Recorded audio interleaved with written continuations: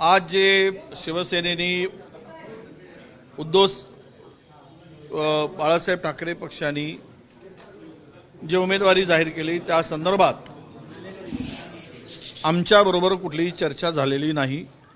आम्ही उद्धव साहेबांना आपला उद्धव बाळासाहेब ठाकरे स्वतः उद्धव साहेब फॉर्म भरावे आणि ते जर उमेदवारी स्वतः किंवा ते फॉर्म भरणार असतील त्यांना उमेदवारी त्यांची स्वतः घोषित करत असतील तर आम्हाला आमच्या पक्षाची त्यांना सहकार्य करण्याची आमची भूमिका स्पष्ट होती।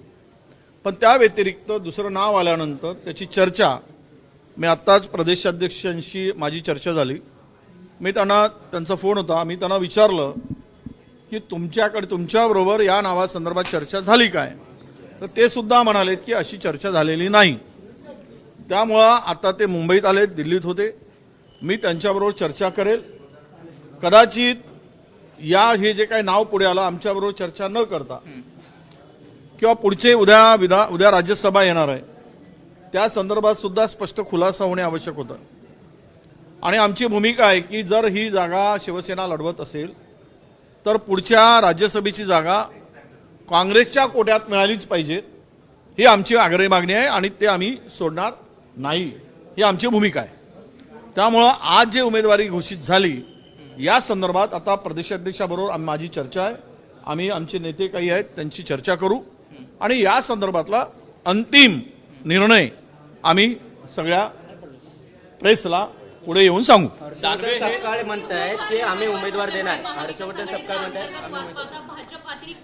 असं आहे की हर्षवर्धन दादाशी आमच्या प्रदेशाध्यक्षी माझी चर्चा झाली। काल आम्ही दिल्लीत पण KC वेणुगोपाल साहेबांशी आणि आमचे इन्चार्ज आहेत त्यांच्याबरोबर आम्ही चर्चा केलेली आहे। ही उमेदवारी आता द्यायची की नाही हे प्रदेशाध्यक्षांनी ठरवलं असेल तर काँग्रेस उमेदवारी देईल। उद्धव ठाकरे उमेदवार नसल्यामुळे महाविकास आघाडीतला हा अंतर्गत वाद पाहता भाजप अतिरिक्त उमेदवार देण्याची चर्चा सध्या सुरू झाली नाही, ते काय करतात तो त्यांच्या पक्षाचा विषय आहे। आमच्या महाविकास आघाडी म्हणून समन्वय ठेवण्यासाठी चर्चा होऊन उमेदवारी घोषित व्हावी, जशी पवार साहेबांच्या संदर्भात एकमत झालेलं तसंच उद्धव साहेबांच्या संदर्भात सुद्धा महाविकास आघाडीचं एकमत होतं। पण नवं नाव कोणतं आलं असेल आणि त्या संदर्भात कुठली चर्चा झाली नसेल, चर्चा न करता पुढे गेले असेल तर आम्हालाही योग्य वाटत नाही। तुम्ही चर्चेतून मार्ग काढावा, चर्चेतून पुढे जावं हीच आमची इच्छा होती। तुम्ही शेवट तुम्हाला लढवायचं आहे, कोणाला लढवायचं पण किमान चर्चा तरी आमच्याबरोबर व्हावी ही आमची रास्त अपेक्षा होती। पण ती चर्चा दुर्दैवानं आमच्याबरोबर न करता ते नाव घोषित केलेलं आहे।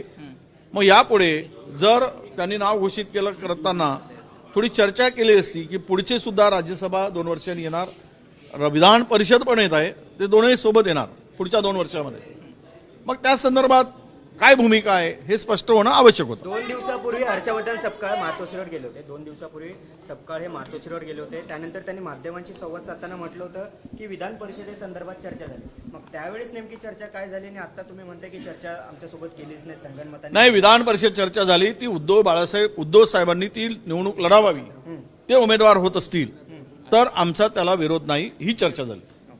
काही वेळ बाकी आहे, फॉर्म उद्या भरायचा आहे, 3 वाजेपर्यंत वेळ आहे, तर आजही रात्री चर्चा करायला जर ते आले तर चर्चा करायला तयार आहात का? होऊ देत, काय फोन येऊ देत, चर्चा होऊ देत, मार्ग काढू। ठीक है, थँक्यू।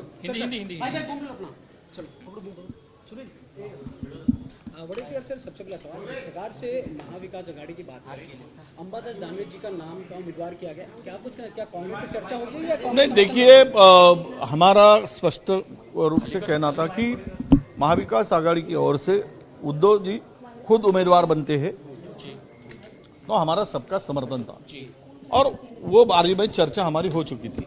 पर कोई नया नाम आया तो उस बारे में हमें पता नहीं है, उसके बारे में चर्चा नहीं हुई है। अभी आज तो विधान परिषद की एक जगह है, आगे चलकर इसके पहले शरद पवार साहब को राज्यसभा के उम्मीदवार बनाया गया था, वो खासदार बन गए। अब विधान परिषद में शिवसेना ने अपना उम्मीदवार खड़ा करेंगे, फिर हमारा क्या, हम कहाँ हैं? ABP माझा, उघडा डोळे बघा नीट।